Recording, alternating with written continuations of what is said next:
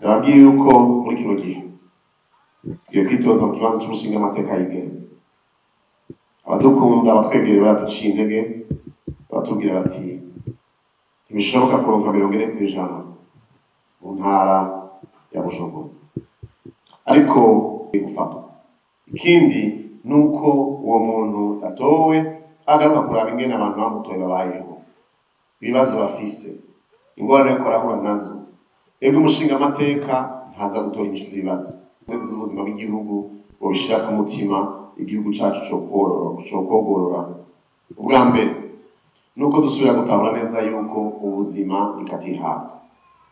Nta muntu n'umwe muri kino gihe, muri kino gihugu, muri ino si kubw'ikibanza afise mu bijanye by'uburongozi bw'igihugu afise uburenganzira bwo gushobora guhohotera ubuzima bwa kiremwamuntu uwo ari we wese, kugira ngo amashure ntikibe ikibanza co kurondera impapuro gusa, ariko kibe ikibanza co kurera ugwaruka rumenya gukora, cane cane gukorera abandi, atari kurondera gusa ivyabo umwe wese ngo arondere inyungu ziwe ku munsi ku munsi. Ikindi cyo gushimikirako cane n'ibijanye n'intwaro, ibijanye no gutunganya ingene uburongozi bw'igihugu bugenda. Murazi no kuva Burundi bwikukiye twame tugira uburyo bwo gutunganya ubuzima bw'igihugu buvuye ku mugwi umwe mutoyi.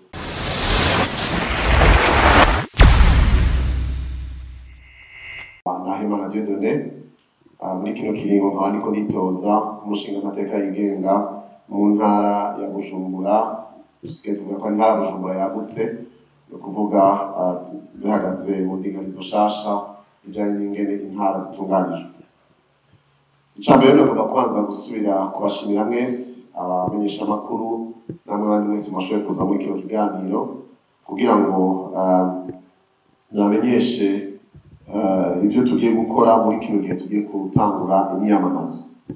Kambere yo murazi yuko itariki 9 z'ukwezi kwa gatanu mwaka wa 2025 nyenshura mukuru w'igihugu yatanguje ku mugaragaro ibikorwa byo kwiyamamaza ku bariko barahiganirwa ibibanza haba mu nama nshingamateka canke mu nama mpanuzwajambo ya komine hari hariya Igitega muri stade Ingoma.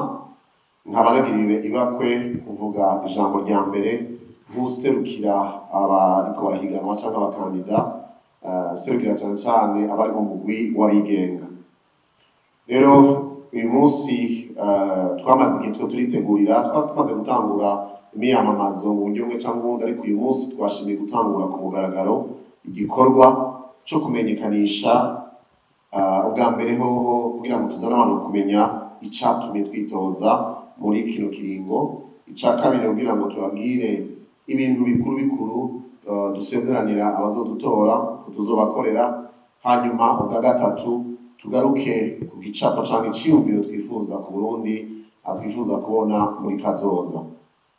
Mbereye ku cambere imvo nyamukuru zatumye twitoza muri kino kiringo, ubwa mbere nuko turavye uruhara ntangere muri demokrasi bw'abashinga amateka, kuko ari baserukira abenegihugu, kuko amategeko atwereka neza yuko ubutegetsi bwa demokrasi cyangwa uburongozi bw'igihugu muri demokrasi ni ubw'abenegihugu.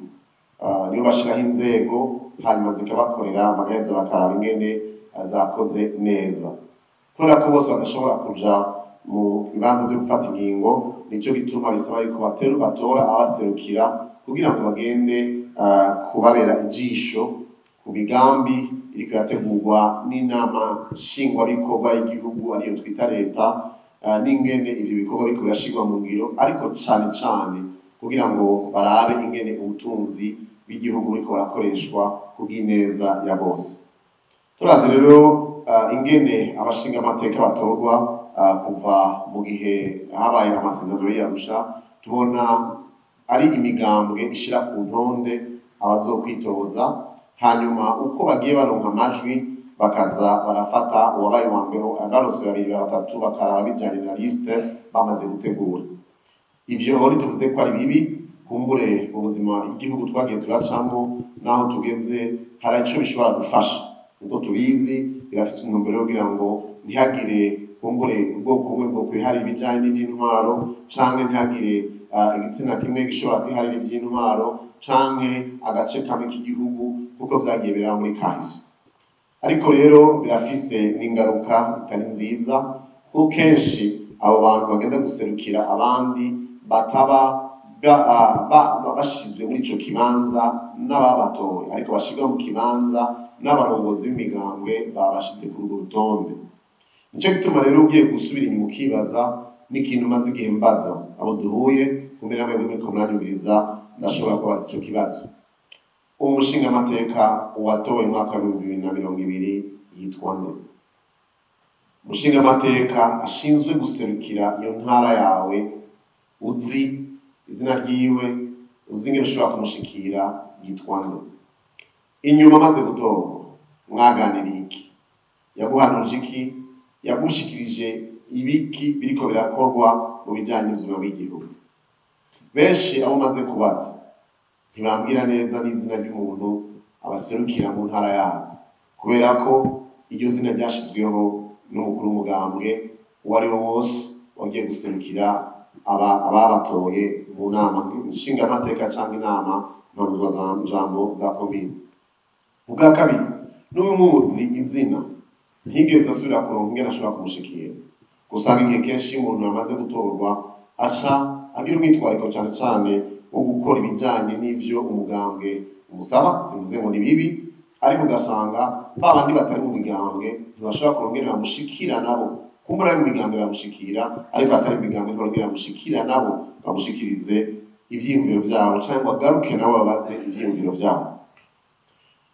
Ikindi nuko tubona hariho bamwe, si benshi, ariko turamaze kumva ko hari bamwe baja mu nama nshingamateka kugira ngo birohereze ubuzima, kugira ngo ntibaze kumbure kuriha amakori kuko abandi bose bakora mu gihugu bariha, canke kugira ngo baronke umushahara nkuko abantu bari mu bikorwa baba bakeneye kuronka agahembo. Ivyo ntivyari bibi.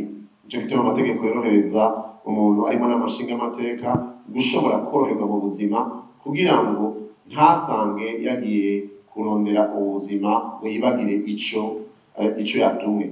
Ariko iyo bibaye intumbero y'ubuzima yo gutuma umuntu aja mu nama nshingamateka kugira ngo umuntu aronke exoneration, kugira ngo umuntu aronke umushahara gusa, kenshi ukunda gusanga ibibazo n'umwitwariko w'abarundi n'abarundikazi atabishira ku mutima.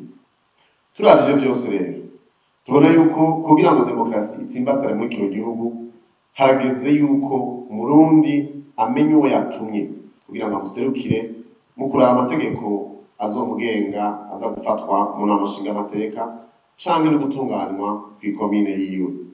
Ni vyiza ko umuntu wese yagiye gutora avuga ngo natoye uwitwa naka, kandi uwo ntoye ndamuzi, ndazi inyifato yiwe, ndazi ingene abayeho, ndazi yuko ari umuntu w'icitegererezo canke w'akarorero. Ica kabiri nuko umuntu uwatoye aronka uburyo bw'ingene amushikira mu gihe cyose za mu kiringo co kumuserukira. Kumbure ni inama atunganya izwi canke n'ubundi buryo bwose kumushikira kugira ngo igihe cyose hariyo ikemubakiye mu bijanye n'iby'uburongozi bw'igihugu ashobore gutanga iciyumviro, maze wa wundi ashinzwe gutwara ivyiyumviro by'abamutoye agaheza akabisesangura akabishikiriza kubw'ingingo zigiye gufatwa. Ikindi nuko uwo muntu atowe agaruka kuraba ingene abantu bamutoye babayeho, ibibazo bafise, ingorane ariko arahura nazo. Ego umushingamateka ntaza gutora inyishu z'ibibazo. Numvise abantu benshi bariko baritoza bagasezerana ko bazocatora umuti w'ikibazo c'igitoro, bazocatora umuti w'ibibazo bitandukanye biri mu gihugu.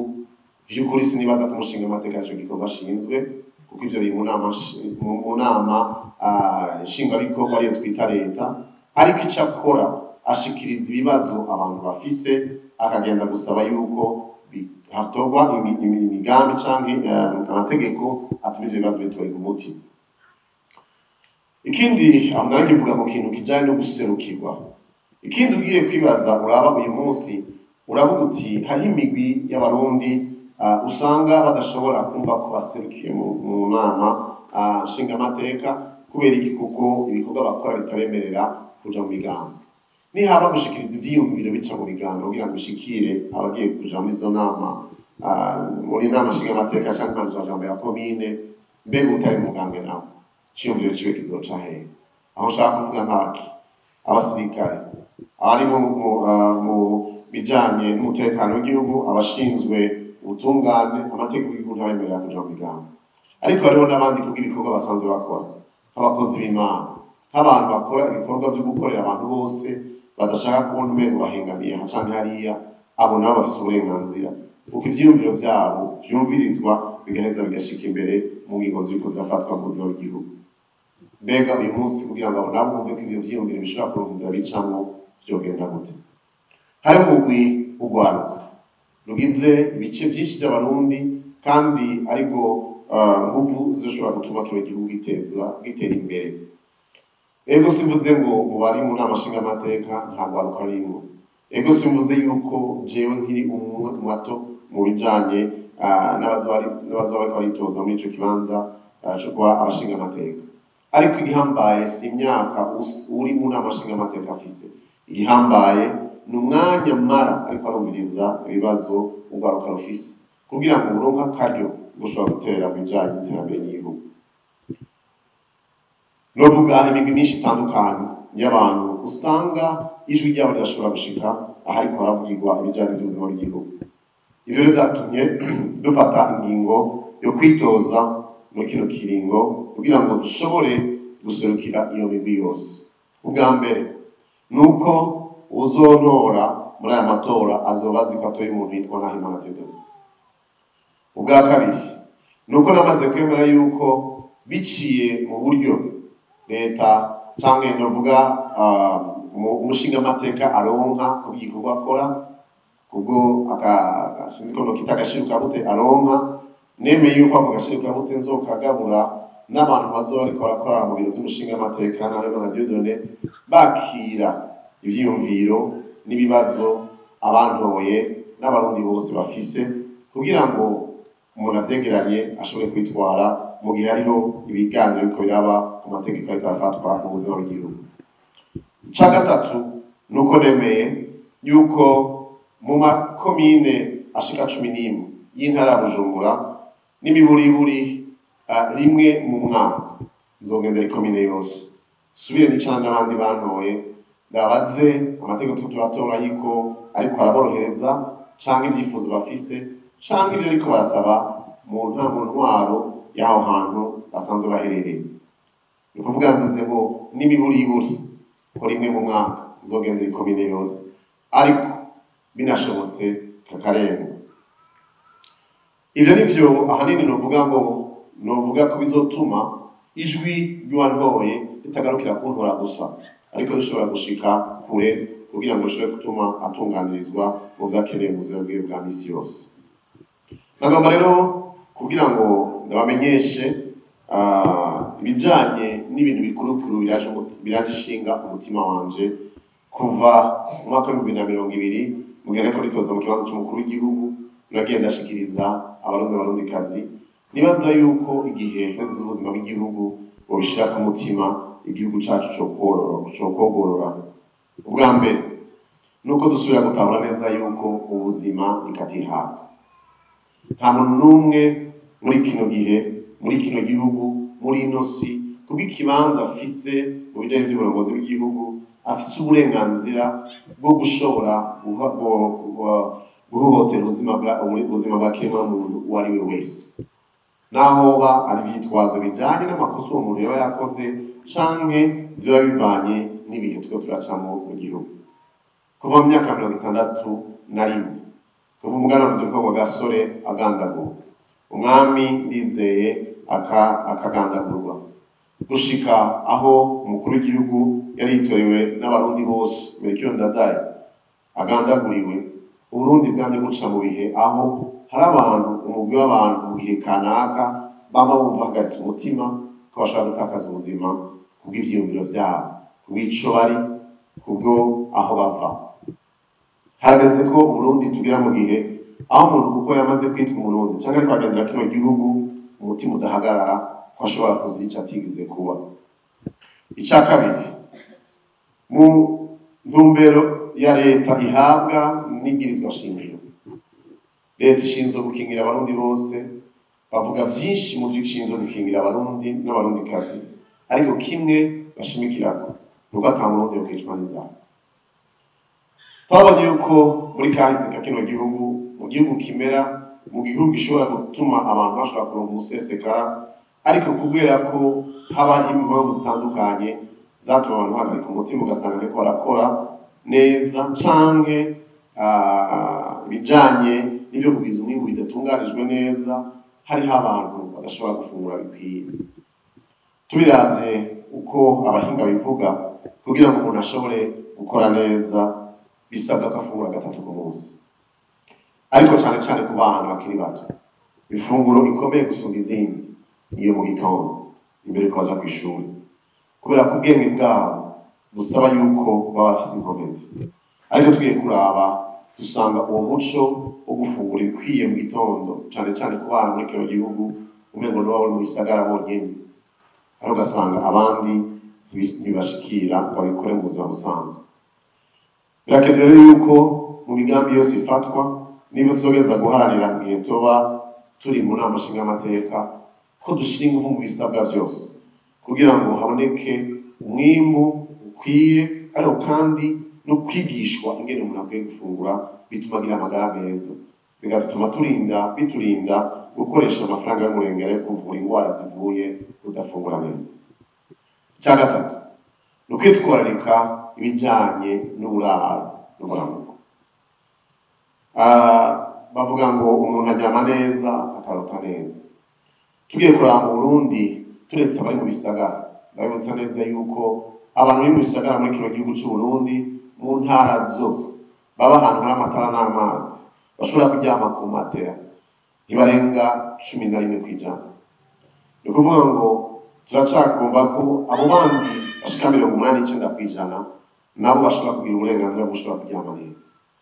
Mbega twibajije dukwiye kwiyumvira ku bisagara muri iri joro rigaye rikeye n'abantu bangahe baryamye ku matera muri kino gihugu. Mu myaka myinshi tumaze kwikukira, tubaza ko twari tugeze mu gihe cy'uko abantu n'imiburiburi baronke bashobora kuryama neza mu nzu, bashobora gusinzira badashobora batumva ko baryamanye n'ibitungwa, batumva yuko badashobora kubaho bafise ibibatuma bagira amagara meza. Kuryama neza ni ikintu gihambaye. Ikindi gihambaye ni amagara y'abantu, nuko ibikorwa byose bisabwa kugira ngo abantu bashobore kwitwararikwa mu bijyanye n'amagara yabo. Murabizi ego sinovuga ngo uyu munsi ntibiko birashigwa imbere, hari abantu benshi bagerageza kubikora, ariko ibyo bishyizeho bitangurira. Bari kuvuga kuri iki kintu cya kabiri mpejeje kuvuga, nuko abantu bakwiye kuva mu bisaka bakaja mu bisagara. Hari igihe urengana kwibarabara uri kuraduga Bugarama, ukaraba ku musozi hakurya, ukaraba umuntu aba mu nzu ku musozi hariya hakurya, ukibaza ati naho tuba turi mu gihugu cya mbere gitunze ku isi, ntituzomushikiriza amazi, ntituzomushikiriza urutsinga rw'amatara, ntituzomushikiriza ibarabara wenyene ahari, ishure ntizoshobora kumushikira wenyene, ntazokubaka ibitaro vyiwe wenyene, ategereza kubana n'abandi hejuru kwitaba ry'umusozi, kugira ngo nihagira icihutirwa ashobore gushikira n'ingoga kwa muganga, canke ashobore kuronka niba bishobora kumusahiriza kugira ngo ntazire ikintu c'ingwara gishobora kuvurwa mu mwanya mutoya. Rero ivyo ni ibintu vyo kugerageza gushiramo ingufu kugira ngo mu bariko barafata ingingo mu buzima bw'igihugu bitwarike ubuzima bw'umuntu umwe wese mu Burundi atamwana n'ikinono. Hariho kwitwararika ibijyanye n'indero. Kuva kera twakuze tuzi yuko amashure atanga indero n'ubumenyi, mugabo tugeze aho ushobora gusanga umenga amashure nayo gutanga ubumenyi gusa. Ariko mwibuke neza yuko igituma umuntu, hari ikirundi kivuga ngo kami ka muntu n'umutima wiwe, mu Gifaransa nicyo no kwita caractère. Naho uba ufise ubumenyi bungana gute, udafise akarangamutima gashobora gutuma ugira ico umariye abandi, ni vya bindi dusanga abantu baheza kwiga amashure bakarondera ivyabo gusa, bagakora ibishobora kubatungisha, hakumenya ko ubwenge n'ubumenyi bahawe arongera ngo bakorera abandi. Rero birakwiye ko ibijyanye n'indero bitunganywa neza ushasha kugira ngo amashuri ntikibe ikibanza cyo kurondera impapuro gusa ariko kibe ikibanza cyo kurera ugwaruka rumenya gukora cyane cyane gukorera abandi atari kurondera gusa umwe wese ngo arondere inyungu ziwe ku munsi ku munsi. Ikindi cyo gushimikira ko cyane n'ibijyanye n'intwaro ibijyanye no gutunganya ingene uburongozi bw'igihugu bugenda murazi no kuva Burundi bwikukiye twame tugira uburyo bwo gutunganya ubuzima bw'igihugu buvuye ku mugwi umwe mutoya wahisemo ingene intwaro y'Uburundi itunganya kumbure barabashikira ubutegetsi biciye mu gikenye bakavuga ingene Burundi bugiye gutunganya kumbure harabaciye mu zindi nzira two kwita kandi na demokarasi ariko ugasanga mu gihe cyo kwiyumvira ntibarahaye akaryo umurundi n'umurundikazi wese kugira icyo ashikirije. Ibyo bice bivyara uburongozi bwo kwikorera gusumba uburongozi bwo gukorera abandi. Umwitwariko dufise nuko umuco w'uburongozi bwo gukorera abaguhaye akaryo ko kuba muri ico kibanza uhinduka umuco w'igihugu cyose. Ndi umuntu yemera Imana, umwami wanje Yesu Kristo nemera yavuze ngo iyo ushaka kuba mukuru w'umukozi wa bose ibiza rero yuko haba umuco uko umuntu wese agiye mu kibanza cy'uburongozi atahura yuko yemeye kwikorera imitwaro y'abamushyize muri icyo kibanza kugira ngo abafashe gutorera inyishu ibibazo bafise. Hari akajambo mu gifaransa bakunda gukoresha iyo bagomba kuvuga abantu bari mu bibanza by'uburongozi n'ijambo bakunda kuvuga mu gifaransa ngo excellence. Umuntu ntahindurwa kuba excellent nuko bamwise excellence ariko umuntu aja mu kibanza cyo gutandukana n'abandi kaja mu bijyanye by'uburongozi kuko mu buzima bwiwe yabaye excellent mu yandi majambo yabaye umuntu akora ibintu bitagira akanenge asaza ko ari umuntu yihwejwe yuko mu buzima bwiwe bwa misi yose ari umuntu yamye akorana ubuziranenge kugira ngo ashobore gushika mu bibanza by'uburongozi ntihashobora gufasha abandi batarashikaho gushobora nabo gutera imbere bakabaho neza gusumba ko bari basanzwe babayeho. Ibyo byose biteza kuza biciye mu nzira ingene indongozi z'igihugu zishika mu bibanza byo kuba abarongozi by'ukuri mu buzima bw'igihugu. Ndavuga byinshi mu byifuzo mfise nk'umwe wese muri mwebwe n'umurundikazi ariko ariko nabivuga kugira ngo niwagera ku gihe cyo guhitamo uzohitemo ubona ko musangiye ivyiyumviro musangiye intumbero y'akazi ka kino gihugu. Sinogenda navuze ku bijanye n'ingendo twe kwitwararika kuba mu migenderanire myiza n'ayandi makungu kubera ko iyi si Imana aho ngeza kuvyizera yaremye umuntu umwe imufasha abandi bose tuza dukomoka kuri we. Rero nibaza yuko ubutunzi bwose kandi Imana itanga ibutanga yumviriye ihanga rimwe cyangwa igihugu kimwe ibutanga yumviriye abari muri mwisi yose kugira ngo abantu bamagiriranire. Icyo bituma rero natwe tugakumenya tuti hari ingabire n'ingabirano n'ubutunzi Imana yaduhaye abari mu bihugu bibanyi bakeneye. Ejo hari ubumenyi dufise abantu muri Tanzania badukenera bashoboye kumenya ko dushobora kugira icyo tubafashije. Abantu muri Kongo bashobora kudukenera dushobora kumenya ko icyo dufise twamarira natwe. Abantu mu Rwanda bashobora kuba bafise bamenye ko icyo twamarira nk'abana. Abantu mu bindi bihugu biri kure bumve ko natwe dufise icyo dushobora kubamarira. Twinjiye muri uyu muryango w'ibihugu bigize Afurika y'ubuseruko. Iyi Afurika mu twinjiyemo si kugira gusa bitworohereze kugenda hirya no hino, ni kugira ngo ibyo abo muri Kenya bakora tudashobora gukora babidusangize, ibyabo muri Sudani y'Epfo bashobora gukora tudashobora gukora babidusangize. Ariko hanini kugira ngo natwe abarundi ibyo dufise abo muri ibyo bihugu byose bigize umuryango badafise tubibasangize, bitume batubera isoko dushoramo natwe ibyo twimbuye, bigatuma n'amafaranga yacu agira agaciro. Ibyo biba bivana n'imigenderanire myiza dufise kandi bivana n'ingendo twerekana yuko natwe dufise icyo tubamariye kandi ko badukeneye. Ndagomba kurangiza ndabwira yuko ndafise ivyizigiro yuko kino gihugu twaciye muri byinshi ariko turiko turatera intambuko nziza niko yatuma tugira imyidegemvyo yo gushobora kuvuga ibyo twiyumvira no gushobora guhiganwa kugira ngo ivyiyumviro bitandukanye bishobore gushika imbere maze bigire neza Umurundi wese n'Umurundikazi.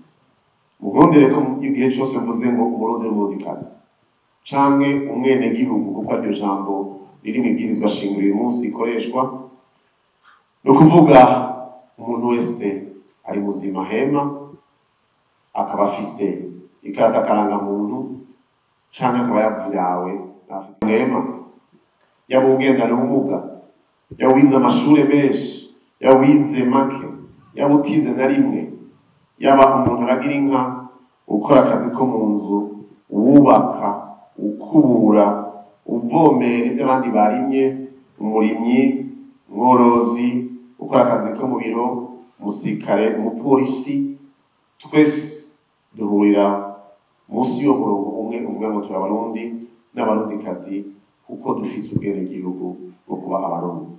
Nta mugambi n'umwe wa leta y'igihugu nta gikorwa na kimwe mu buryo bwo gutunganya kwacu co kumira umwe wese muri abo mvuze. Mu gihugu cacu nta na hamwe twese tubona yuko muri kahise igihugu cabayemo abantu bafise ubwoko butandukanye.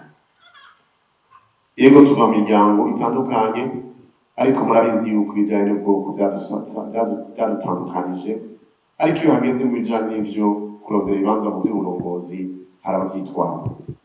Hageze rero yuko umuntu anezerwa kuba ari Umurundi uko asa kose, naho yaba yaje akaza akabisaba ari umuzungu akemererwa kugira akabira ku Burundi kubera ko yemereye kuronka akarangamuntu, amategeko yose akwiye kumukingira.